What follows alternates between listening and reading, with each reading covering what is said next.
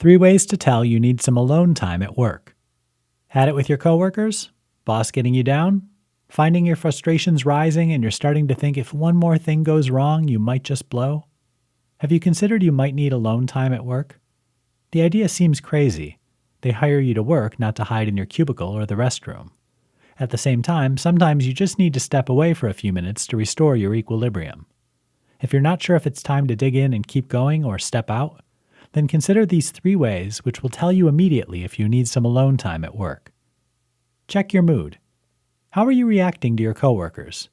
If you're becoming more tense and irritable as the day wears on, it might be time to step back. Does this seem almost too simple? It's not. In fact, the biggest problem here is it's hard to admit you're starting to lose control. More often than not, we tend to stick it out when we shouldn't. How can you tell if it's too late?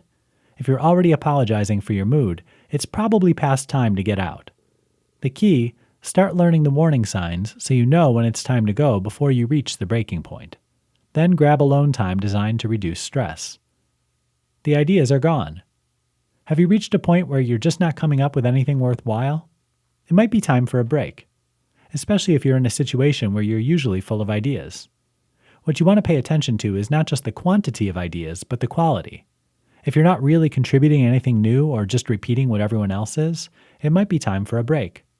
Do something to get the blood flowing again, like some quick exercises or a breath of fresh air to restore you back to a more creative space.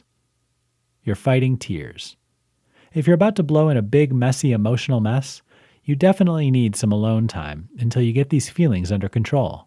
This is non-negotiable. The problem? If you're this overwrought, you need to step back. You're letting things get too personal. Look for activity that will restore clarity and focus. Ask yourself why you're triggered and mitigate those triggers ASAP. Alone time at work doesn't have to be lengthy to be helpful. If you're worried about how this is going to look with your boss, ask yourself this: would it be more harmful to your career to break down completely or lose productivity entirely? Seriously, a few minutes out of the room is far better than the consequences of staying when you shouldn't.